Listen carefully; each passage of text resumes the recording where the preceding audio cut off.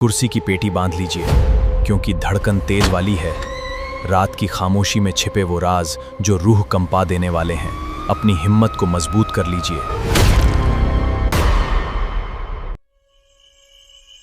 मैं रीत, पालमपुर की एक पुरानी हवेली में मुझे देव नाम के बच्चे की देखभाल करने का काम मिला था। कार में बैठे हुए मैं हवेली को देख ही रही थी कि मुझे एक कॉल आया।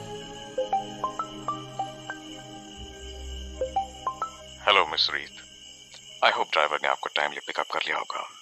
जी हाँ, मैं बस अभी पहुंची ही हूँ। मिस रीत, इस जॉब को लेकर कुछ बातें मैं आपको शुरुआत में ही क्लियर कर देना चाहता हूँ। जी। आप घर के अंदर जाएंगी तो आपको देव और उसकी केयरटेकर मिसेस भाला मिलेंगे। ओके। जैसा कि मैंने आपको बताया था, देव के पेरेंट्स की 6 महीने पहले एक एक्सीडेंट में मौत हो गई थी। जी। और आपके पहले जो नानी थी, उसने देव को बहुत प्यार से रखा था। होप आप इन एक्सपेक्टेशंस को मैच कर पाएंगी मिस रीत। I will try my best mister Bedi. Don't try रीत, बी द बेस्ट। एनीवे, मैंने आपको देव के स्कूल से आया एक ईमेल फॉरवर्ड किया है, प्लीज उसे देख लीजिएगा। और हाँ, एक आखिरी बात, आज के बाद आप कभी भी किसी भी चीज के लिए मुझे कांटेक्ट नहीं करेंगे।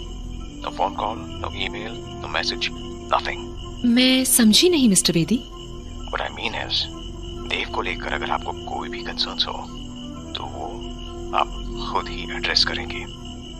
आपकी सैलरी आपके अकाउंट में हर महीने पहुंचती रहेगी।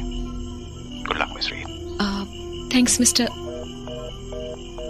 दैट्स रूड, बीच में ही कॉल कट कर दिया। लेट्स सी मेल में क्या है। हैं? 10 दिन पुराना email. I am sure mister Bedi ने तो इसे खोलकर भी नहीं देखा होगा। This is to inform you that Dev has been expelled from the school. What? Dev का बिहेवियर दिन ब दिन अजीब होता जा रहा है, मानो उसे बाकी बच्चों को नुकसान पहुंचाना अच्छा लगता हो। इसलिए बाकी बच्चों की सेफ्टी के लिए हमें उसे स्कूल से एक्सपेल करना पड़ रहा है। What the hell? इस बच्चे के साथ तो थोड़ा केयरफुली डील करना पड़ेगा। तो उसके बाद मैं घर के अंदर चली गई। घर के ड्राइंग रूम में ही देव और उसकी केयरटेकर मिसेस भल्ला खड़ी थी। हेलो दीदी। हेलो देव, आई एम रीत। रीत दीदी, मैं आपका कब से वेट कर रहा था। मैं अब आपको यहाँ से जाने नहीं दूंगा। हाँ? चलिए, मैं आपको आपका रूम दिखाता हूँ। उसके बाद मैं देव के साथ अपना कमरा देखने चली गई।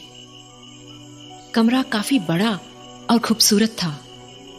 वाओ देव, ये रूम तो बड़ा सुंदर है। इसे तुमने सजाया? हाँ, बिल्कुल वैसे ही जैसे अनु दीदी सजाया करती थी। अनु दीदी? हाँ, आपसे पहले जो मेरी नैनी थी वो। ओह, तो वो। मैं आपका नीचे वेट करता हूँ। बाय।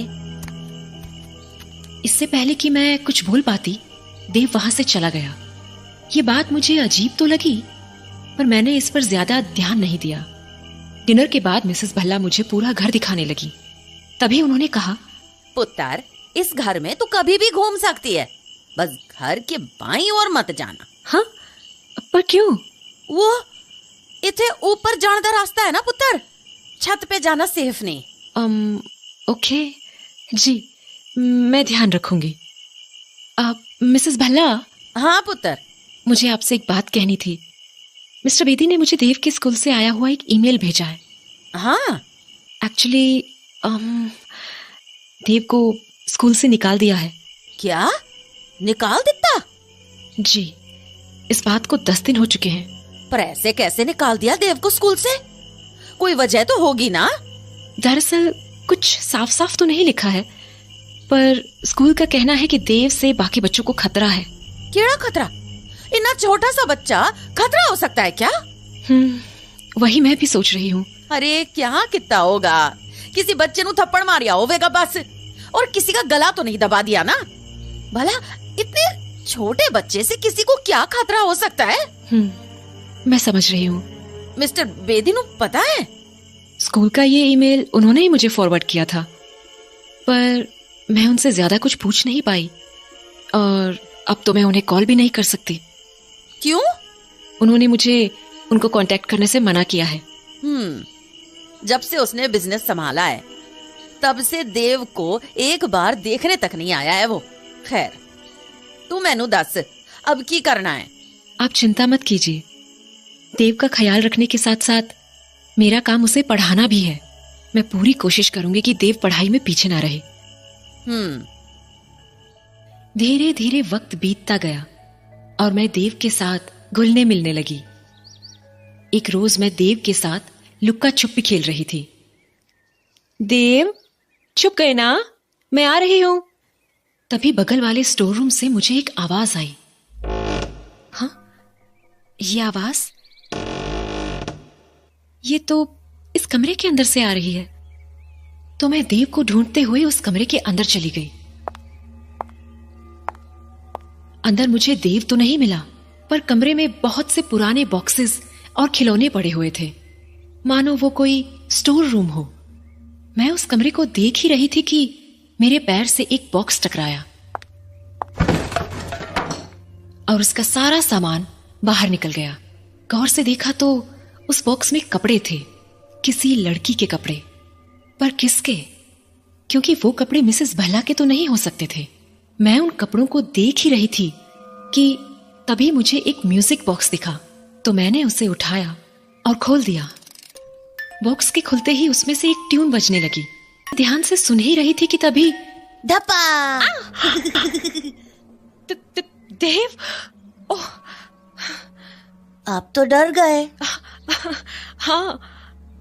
उसके बाद देव बाहर चला गया और उसके पीछे पीछे मैं भी स्टोर रूम से बाहर निकल गई। देव कभी तो बच्चों जैसी हरकतें करता था, पर कभी कभी वो बहुत ही अजीब हरकतें करता था। एक शाम भी कुछ ऐसा ही हुआ। मैं किचन में देव के लिए केक बना रही थी। तभी मुझे खिड़की से देव सामने की झील के पास खेलता हुआ दिखा और साथ ही वो कोई धुन भी गुनगुना रहा था।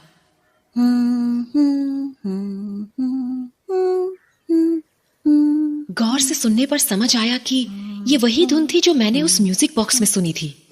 तभी मुझे ऐसा लगा मानो झील के दूसरी ओर से भी कोई वही धुन गुनगुना रहा हो।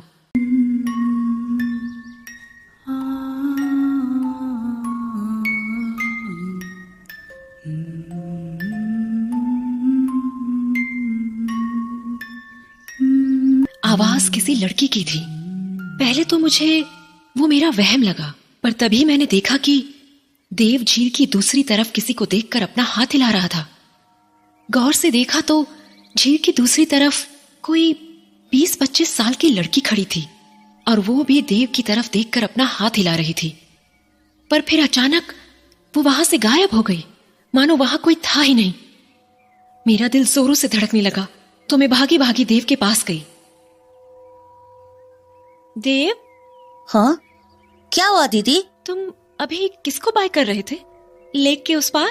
बाय? किसी को भी नहीं। देव, सच सच बताओ, लेक के उस पार कौन था? दीदी, सच में कोई भी नहीं था। देव ने तो मुझे कुछ भी नहीं बताया, पर मैं जानती थी कि वो मुझसे झूठ बोल रहा था, क्योंकि मैंने उस लड़की को अपनी आंखों से देखा भी था और उसे गुनगुनाते हुए भी सुना था। तो बस मैं वापस उसी स्टोर रूम में चली गई जहां मुझे वो म्यूजिक बॉक्स मिला था। मैंने उस म्यूजिक बॉक्स को दोबारा खोला तो उससे वही धुन बजने लगी जो देव गुनगुना रहा था। इससे यह तो साबित हो चुका था कि उस शाम मुझे कोई वहम नहीं हुआ था और देव सचमुच झूठ बोल रहा था। पर तभी मैंने देखा कि म्यूजिक बॉक्स के साइड में एक नॉब था। मैंने जैसे ही उस नॉब को घुमाया, म्यूजिक बॉक्स के अंदर एक लड़की की फोटो दिखाई दी। वो फोटो किसी और की नहीं बल्कि उसी लड़की की थी जिसे मैंने झील के उस तरफ देखा था। इन सब से मुझे काफी घबराहट सी होने लगी थी, तो मैं सीधे म्यूजिक बॉक्स लेकर मिसेस भल्ला के पास पहुंच गई। मिसेस भल्ला, क्यों या बेटा? आप इस लड़की को जानती हैं? हाँ? ये तुझे कहाँ से मिला? स्टोर रूम से। पर मना किया था ना बाईं तरफ वाले हिस्से में जाने से, फिर क्यों गई तुम? मैं कोई जान के नहीं गई थी, बट वो जरूरी नहीं है। आप बस मुझे ये बताइए कि क्या आप इसे जानती हैं? हाँ, जानती हूँ। कौन है ये? अन्नू, देव की पिछली केयरटेकर। व्हाट? हाँ, और ये म्यूजिक बॉक्स भी उसी ने देव को दिया था। क्या अनु और देव अभी भी मिलते हैं? क्या मतलब? क्या वो अभी भी देव से मिलने आती है? नहीं। फिर शायद आपको पता ना हो, पर आज मैंने इसे झील के पास देखा है। क्या? हाँ, और देव और ये एक दूसरे को देखकर अपना हाथ भी हिला रहे थे। क्या बकवास कर रही है? अरे मैं सच कह रही हूँ, मैंने अपनी आंखों से देखा है। रीत, ऐसा हो ही नहीं सकता। पर मिसेस भल्ला, मैंने अपनी आंखों से देखा है। आप चाहो तो किसी गार्ड से पूछ लो, उसने तो। रीत, बस कर जा। मैं बोल रही हूँ ना, ये नहीं हो सकता। अरे पर क्यों? क्योंकि जिस अन्नू की तू बात कर रही है उसको मरे हुए 2 महीने हो चुके हैं। व्हाट? हाँ, इसीलिए तूने जो देखा वो तेरा वहम होगा। पर आपने मुझे इस बारे में कभी बताया क्यों नहीं?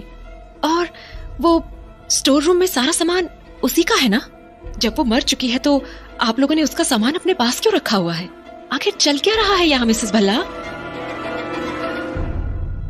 पर मैं अब ये समझ चुकी थी कि इस हवेली में कुछ तो अजीब जरूर है, और जिस तरह से मुझसे चीजें छुपाई जा रही थी, मैं ये भी समझ चुकी थी कि ये पूरा परिवार मुझसे कोई बहुत बड़ी बात छुपा रहा है। इसलिए मैंने उसी रात उस हवेली को छोड़ने का फैसला कर लिया। पर मैं जैसे ही सामान पैक करके अपने कमरे से निकलने लगी, मेरे कमरे का दरवाजा अचानक लॉक हो गया। मैंने दरवाजा खोलने की बहुत कोशिश की, पर वो नहीं खुला। तभी कमरे की लाइट्स एकदम से जलने बुझने लगी। रीत दीदी, मैंने कहा था ना, मैं आपको कहीं नहीं जाने दूंगा। अब आप हमेशा यही रहेंगी मेरे पास।